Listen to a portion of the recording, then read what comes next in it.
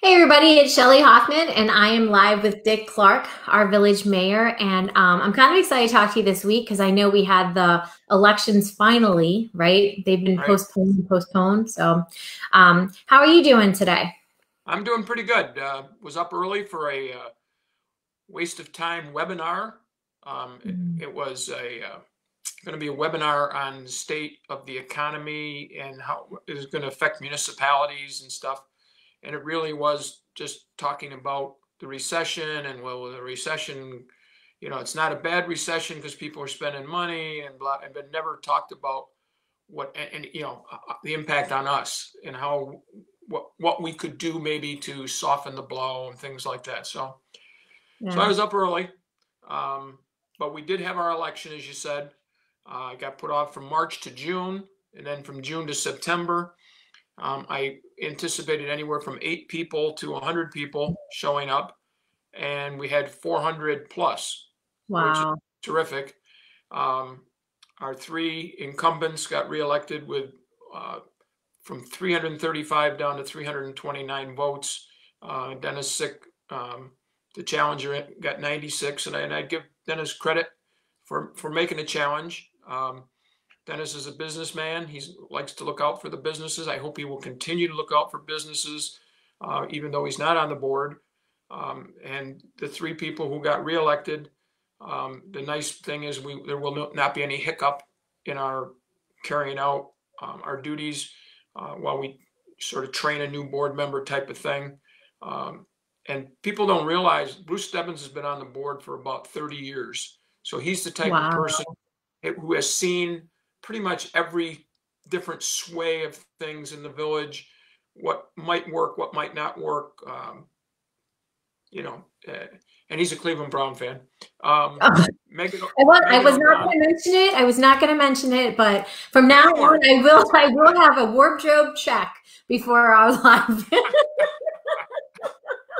Um, and Megan O'Donnell has been on the board longer than I've been on the board, and I've been on for like 11 or 12 years. And Megan has great insight. She always asks that question that needs to get asked that other people either are afraid to ask or may not have thought of. She has real good insight into things. And Mike Shepard is kind of our bulldog. Mike's when there's an event in the village, Mike is involved a lot of times. He's on the works with the volunteer center and that type of stuff. So he kind of gets the pulse of the community. He lives in Baldwin Hill, which is nice because then we have a whole other sector of the village has been represented. So he kind of brings a little feel for those people and how they may not be interested in certain things in the village because it doesn't affect their neighborhood. And he can bring that to us and let us know what he hears. So very pleased that we got it done. I'm very just ecstatic with the turnout. Um, People felt that there was a need to get out, and I don't know if people just got out to vote because they wanted to get out of the house, or Yeah. whether they felt that the three people that had been on the board needed to stay on the board. However, that all worked. It was well done by our village residents. I'm very proud of the village. This just takes me to another thing quickly that we were ordered by the governor to prepare a an emergency plan for a future pandemic. What will we do if this happens again in 2 years? Um, who's essential? How will you keep people safe? Blah blah blah blah blah. And so I sent it out to all the department heads like last Tuesday, and by Friday I had 4 out of 5 departments that already sent me in their report because they know it's important. They care. It's great group of people to work with. I'm just blessed to be a mayor of a village where not only are the people wonderful, but the people who are in office, the people who hold important jobs in the village, take it seriously. Makes my job easier, but every day I'm very proud to say I'm part of it. So, and the election just made me even prouder. So, With uh, the turnout from the elections, sorry to interrupt, sir, but the turnout, is that because of mail-ins or did truly six, 400 people leave their home and come vote? 65 mail-ins. So the Oh, rest we were in froze. person. 340 or whatever, about that number showed up. Okay. So that's pretty good. I know that Anna Custer, our treasurer, was working in the office, and she said it was like a stream of people. She was floored to see that many people coming in to vote. So again, maybe it was an excuse to get out of the house, but it was for a good cause, and I'm glad that that's behind us. We haven't had our annual meeting where we make all our appointments, because they don't want you to make that before the election. So particularly if the mayor's being elected, because now you've made appointments and a new mayor gets elected and he's stuck with appointments that maybe he wouldn't have wanted. So that's the reason. So now we'll have our annual meeting in October. And I mean, the ruling from the governor was everybody who's in office stays in office, as far as like planning boards, and because there is a cycle. You have 7 people on the planning board, and I think each one expires each of 7 years, and then you just add a new cycle to the end of that. So we haven't changed any of that. Those people have continued to be on the boards. So speaking of that, Mayor, when is the next time the mayor, like that election happens? Like, how does that work? This coming March, there's nobody up, I don't believe, unless the judge, but I think the judge was last year. So I'm 2022, along with Mark Wilder and Ruth Seco and Andy Dryden. So we'll have. You know what would probably help you stay even longer is if you wore Steeler clothes. You know, a lot of interviews. It is. I had to get that shot. I had to. Just going to talk about what a nice job you did yesterday, getting Steve D'Arcangelo to sort of recap some of the accomplishments the village has had while he's been our engineer. And it's hard for me to say it now that I know you're a Steeler fan. It was very nice. For people who didn't see it, you should go on the Heart, Home, and Community page and see those 3 snippets. They were at Community Park, they were at Mercer Park, and then they were at the Village Square. And Steve just kind of rehashed some of the changes that have occurred and things that may be on the docket for the immediate future. For instance, ash trees coming down at Community Park, things like that. It was really well done. It was nice to see you guys outside like that, and kind of casual. A lot of information, and hats off.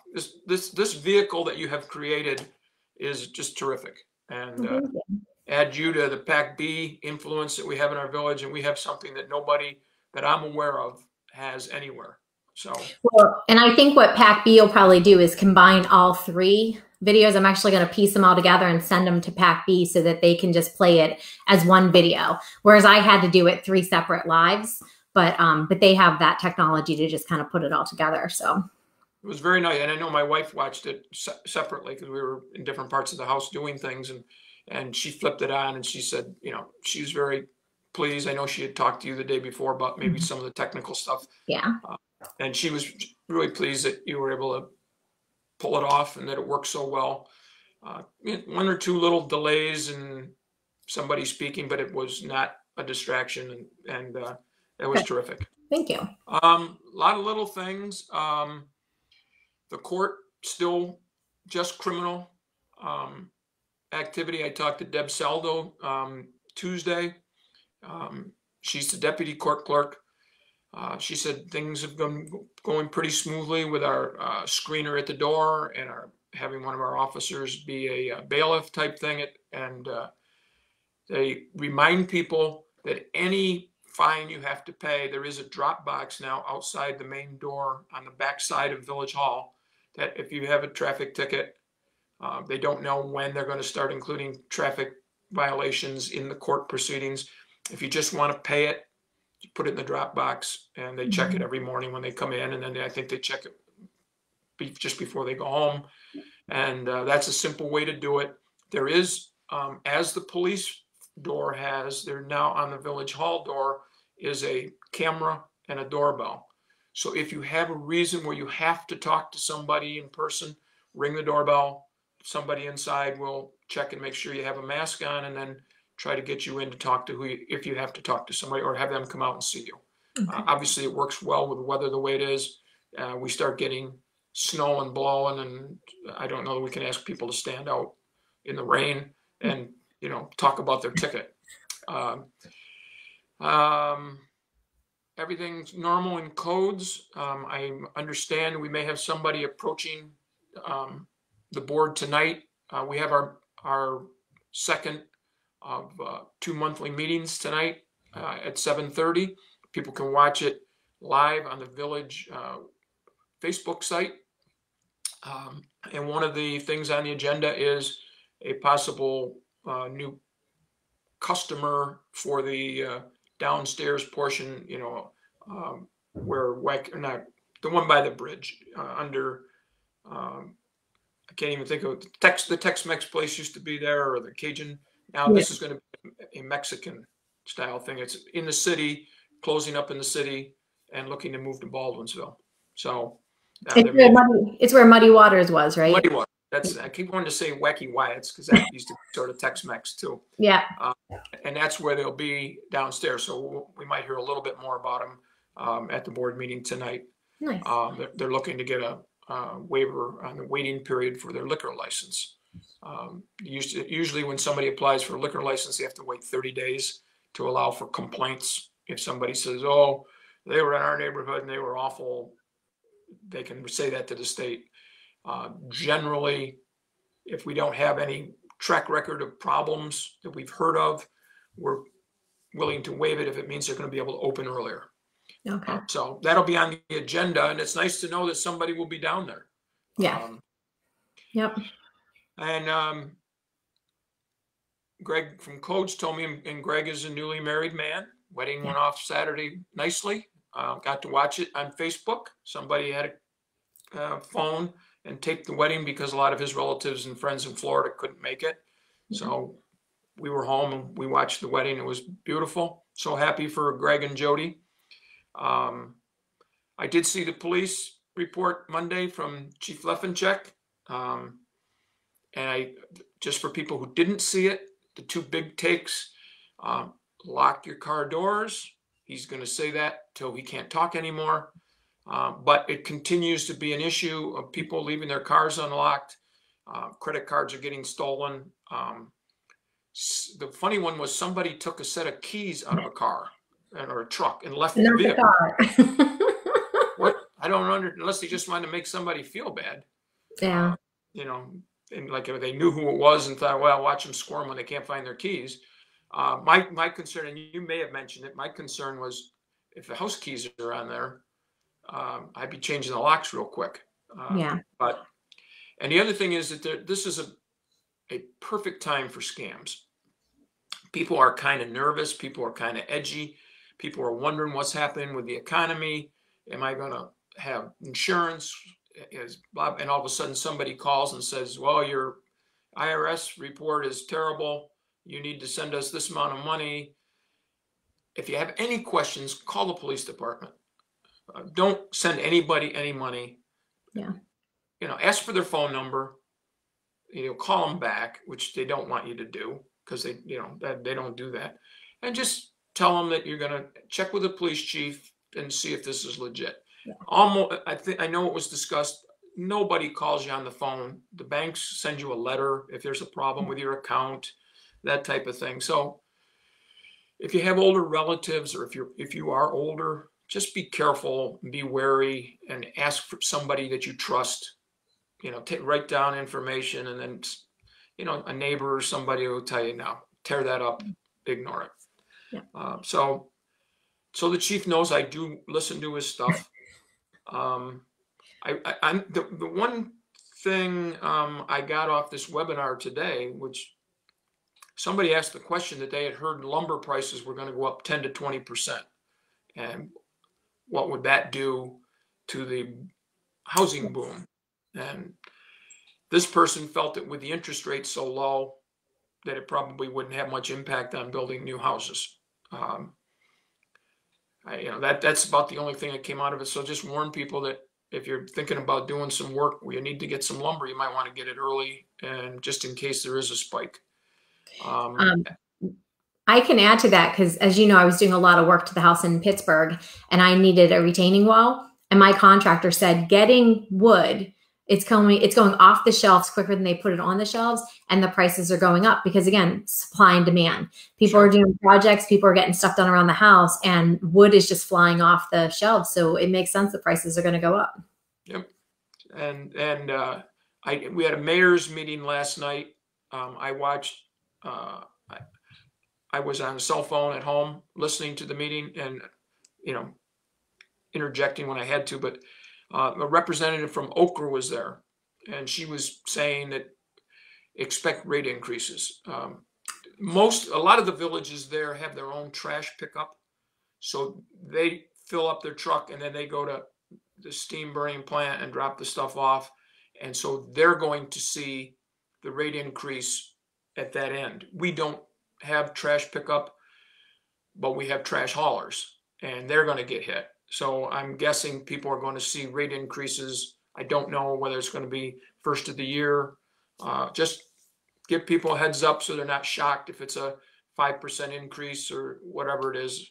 But it has nothing to do with the COVID. It has something to do with a cost that they've had that used to be like 0% of their budget, and then every year has climbed. It's now up to 21% of their budget. Okay. And so somebody's got to pay for it. Let's see if anything else on that sheet. No. A lot at the senior center as expected. They've really ramped up activity, and again, I hope they can get a lot of it in before the weather turns. There is a fall prevention class being held outside. It started this morning. It's limited space, so please call the senior center to reserve a spot if you'd like to take part. This is terrific for older people to try to help them help their balance a little bit. A lot of it, you hold on to a chair and you're working your legs and stuff. And my mother-in-law did it a couple times and really enjoyed it. It's usually with some upbeat music and at your pace. And so if you're interested in the fall prevention class, get a hold of somebody at the senior center. Another concert today at 3:00. Look, I think it's cleared up. It's not. It was supposed to rain this morning and then be clear this afternoon. So it's Rock Shadows. They play classic rock and roll. Wear a mask. Bring your own chair. All the usual stuff. Next week, flu shots on the 23rd of September for seniors. 9:30 in the morning, September 23rd. Stay in your car. Wear a mask. Make sure you have your insurance cards. Another reminder, October 5th at 4:00. It's a Monday, down memory lane with moi. And it's really was very enjoyable last year, the 4 or 5 times we did it. I hope people find this something that they would enjoy, and we'll do it by Zoom.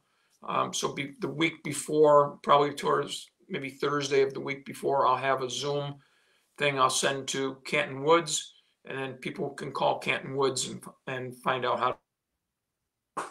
Oh, I think our mayor got a phone call. He should be back momentarily. Gotta love technology. There he is. I'm back. It was a spam call. So down memory lane is good. I'm trying to think I'm not sure. I think I mentioned classic TV and radio discussion. Because when I was a kid, until I was 7 years old, we didn't have a television. So we listened to a lot of radio. My mom and I would listen to Gangbusters and Roy Rogers and Gene Autry had a show where they sang cowboy songs, and so the radio was a big deal, and people my age will remember that. And then when we first got TV, we had 2 stations, and you had to put aluminum foil on the antenna to help make it stronger. So those kind of things are fun to talk about, but everybody has a little different twist because they lived in a different part of the country maybe. So I hope people will show up on October 5th. Check at the senior center if you have any questions. October 7th. That'll be Wednesday. Yeah. That's the week that they start 3 days a week with the peace lunches. Okay. So make sure you call the center for any questions on the peace lunch. They're Monday, Wednesday, Friday. Drive up, People put them in your passenger side on your seat, and off you go. You pay ahead of time. Call the senior center to make reservations. Give them a couple days notice. This is great because now people, who are reluctant to go buy groceries can at least have meals for 3 days that they don't have to worry about shopping. Yeah. Another outdoor concert scheduled in October. George Leah will be back October 8th. That obviously weather permitting. Food Sense is up and running. The next deadline, October 8th. For people who don't know what Food Sense is, you get a box of food. It's about 10, 11 items to supplement your grocery shopping. And then there's extra items, specialty items that are just like a chicken set, we ordered one with stuffed with cranberries and apples, that type of thing. So again, contact Canton Woods if you're interested in Food Sense. We've ended up with a couple packages of food that my sister had ordered, and it's way too much for her. She, as a single person, and so she cut it in half, put half in the refrigerator, and brought half here to share with me. My wife can't eat it because of the gluten. So they give you pretty good portions, so it's worth it. Nancy Sullivan, the neighborhood advisor, is available to deal with HEAP questions. That's the Heating Assistance Program. If you got a letter about HEAP, please call her at the Senior Center. If you're new and you haven't signed up for HEAP in the past, call her. She can help you get set up. That's an important program to help offset the cost of your heat. And our librarian, Lorraine Melita, has got some new titles in at the library. Call the center to find out what the new books are, and if you're looking to take books out or bring books back, to see when she will be there again to facilitate that. Okay. Anybody that's looking for a job, the village has 2 openings. We will be hiring an engineer / public works supervisor in the near future. If anybody knows somebody who's an engineer that deals with paving and waterworks and that type of stuff, have them check with the village soon. We'll be putting together a job description. Steve's helping us get that done. And we're also looking for a treasurer. Anna Custer, who's been our treasurer since I've been mayor and before that, is looking to step down. She's given us a year's notice. Oh, nice. Because she understands there's not a lot of people who can do that. You can't just take somebody off the street and do a state audit report at the end of the year and that type of stuff. So what we'd like to do is bring somebody in who could work with Anna. Anna's in the office at least 2 days a week, and maybe one of those days each week, the new person could come in. We would pay them to learn on the job with Anna. What are the qualifications for that job? Mostly a background in either banking or finance, or what we're hoping. One of the things they did was approach the county comptroller, and with all the layoffs they were having, if somebody was close to retirement age and just didn't need a full-time job, but took care of books, that maybe this would be a nice way to go for 3 or 4 years before they finally retired. They're not immediately losing anybody in that area, but there might be somebody at another town or village who lives out this way and would rather be in Baldwinsville. Maybe our pay is better. I don't know. We haven't decided on what the pay will be, but Baldwinsville's a nice place to work. It's a nice office, and Anna had a full career in banking, and then stepped in and helped us. Has really done a great job of getting our books in great order. She would tell you there's still a long way to go. Anna is always half empty glass, but because of that, she's very good. Right. She doesn't accept, that's close enough. Yeah. She's going to get, if she's off by a penny, she's squirming and she's not happy. And I appreciate that. And as a mayor, or the head of a company, you love when people are looking out for you. And again, municipal stuff is very different than private. I mean, if somebody in your office says, well, we're $1 short, you can say, don't worry about it. Yeah. In Village, we're $1 short. We can't say, don't worry about it, because people pay taxes for that dollar. And, can you tell my partner Tracy that? Because she's kind of like your. I'm not getting in the middle of that. Okay. Just a question for you. How are you doing with your Main Street project? Are you pretty well done? No, I actually had a conversation with Brian King, who's doing the work for me. And he just finished ordering all the trim, and he picked up some of the paint. So you're definitely, if you drive past 12 Oswego Street, you're going to start seeing some changes to the facade. Again, I appreciate Brian. We have a great working relationship, and he really wanted to get like solid, like the grant is good. And once Brian May came on and was talking about it and made a point to talk about it, then we really started moving a little bit more. I did the windows and some things, Mayor, because they had to be done regardless. They had to be done before the winter months, right. You know? So, so I think maybe the sports bowl, I mean, his building looks amazing. Looks really nice. Yeah, it does. Taylor works at Ace Hardware. So I see the back of Ace in the front of his. So I watched that transformation, and it's beautiful. I love it. Yeah. And I think he's starting to apply for the grant money. I could be wrong. I don't want to misspeak, but I think he's about done with his project, or at least that piece of it. Good. And I know that there was some concern about would the money be available, but I think the approach, you've seen the county talking about, I think a mall type of thing, development that they're going to invest some money in. Okay. And it's money from sewer, mostly, because that's what the big investment's going to be, in putting sewers in that property. It's money that could not be spent on parks or anything else, like our sewer fund, strictly for sewer. Now we may be able to spend a little of that at the end of this year if we're short, because the governor has allowed reserve and surplus accounts to be used to pay bills, so that people can make themselves whole at the end of the year. So the money for the Main Street grant was put into an account for just this. And I think they probably felt they couldn't use it for anything else. It already had been labeled for this. And so I hope we get 2 or 3 done at least this year, so we can have Ryan McMahon come out and we can show him, some of the progress that despite the situation. Right. And the biggest problem has been finding people to do the work. Right. I mean, Barry Peterson at the Sports Bowl is fortunate because that's his other job. It is, yes. I mean, yes. So he could do all the work. He didn't have to hire a contractor.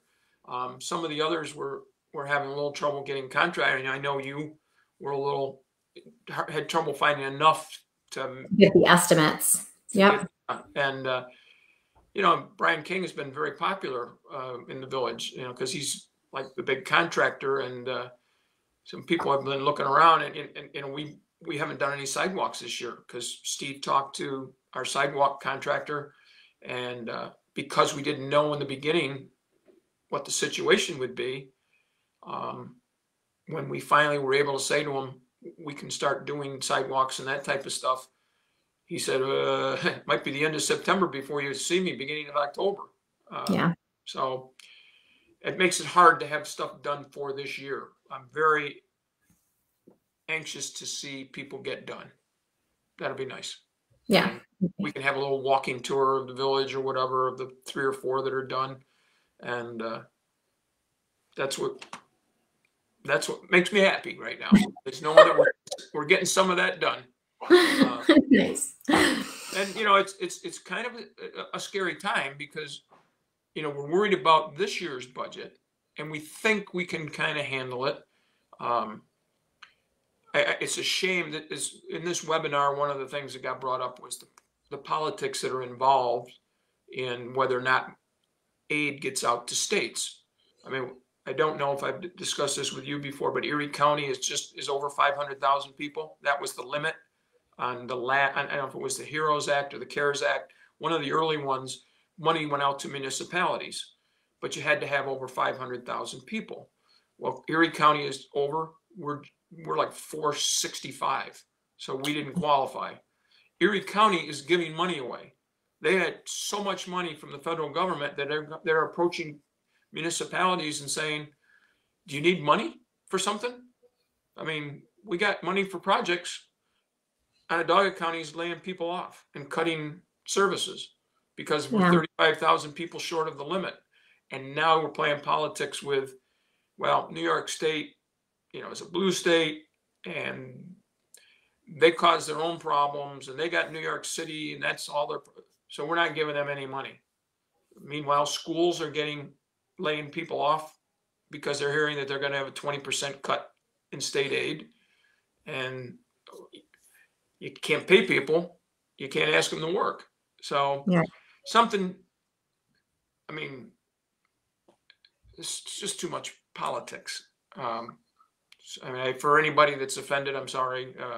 And it doesn't matter which side you're on. Both sides play the game very well. And meanwhile, we're getting hurt. The county's getting hurt. And the city of Syracuse is in terrible shape and needs help. I don't know where it's going to stop. Now the problem is we may make it through this year, but then we're going to start budgeting for next year, and we don't know what we're going to have. Are we going to get our VIP money? Are we going to, the sales tax money, so to speak? Are we going to get other state aid that we normally get? We haven't gotten our CHIPS money, $130,000. Are we ever going to see that? Or are we going to get a 20% cut in that? Because that's what the state is. I mean, so now we look ahead to next year. We may just say we can't do any paving next year because there's no guarantee that there'll be CHIPS money. And I certainly don't want to put a budget together based on a promise from somebody at the state level saying, oh, we'll have CHIPS money. And then come, February, well, we're hurting so bad, we're not going to be able to pay CHIPS money. So planning ahead will be really difficult. And yet we want to keep our services out there, our police, our DPW, our courts and all that stuff. So it's not going to be a lot of fun looking ahead. I mean, this year, I think we can get through. We've got enough reserves that we can pay off our bills at the end of the year. So I think some of our expenses will be a little less than normal. We haven't been having meetings at Village Hall, so we haven't had lights on at night. And once winter comes, we always, Mike Leffencheckers usually comes in and jacks the heat up, so we have a warm room or air conditioning, depending on which it is. We won't have that for a while. So some of our expenses will be a little less but our revenue is a little less in some areas. So we're still working at trying to be normal as much as possible. And so again, we haven't missed a day at Village Hall. We haven't missed a day at Codes. We haven't missed a day at Canton Woods. So hopefully, and we wouldn't have missed a day at court except that the state ordered the court down. So I'm very proud of our people, that there were people there for the seniors when they needed them. If anybody needed the police, they were there. And you look at our ambulance people, all those first responders, our fire departments. Great. It's a great place to live. We're very fortunate. It is. And just to go back and touch on, obviously, the foresight of what's going to happen next year, none of us can tell or know. But in saying that, this community just bands together. So I, for one, think that we'll figure it out. One step by step, as the information comes in, as we are given the hand that we're going to be dealt. I think this community will do what it always does and band together and survive. So, but it's good to put that information out there because, a lot of people may not know that those are problems that could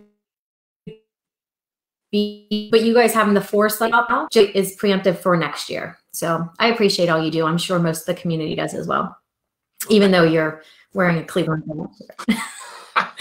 So. And on that last dig into the Cleveland Browns, just kidding. Is there anything else that that is important about the community and something you want to share? I know we covered a lot today. Yeah, I don't have anything else. And if anybody has if I said something that maybe somebody was either piqued their interest, but they don't really know what I was talking about because they're new to watching, or if they don't understand what I was talking, please, send me an email at dclarke with an E on the end at baldwinsville.org. Call the Village Hall, call the Senior Center. Somebody will have an answer and get you straightened out. Yeah, absolutely. So, all right. Well, thank you. I look forward to our talk next week. And I understand you're wearing the shirt that I keep teasing you about because are they playing tonight? They're playing tonight against the Cincinnati Bengals, and the Browns have a terrible opener, and hopefully they come back a little better tonight. Well, Village board meeting, I will check on it. So good luck to you and your team tonight, and I will talk to you soon. Thanks, Bear. Thanks, Shelley. Bye.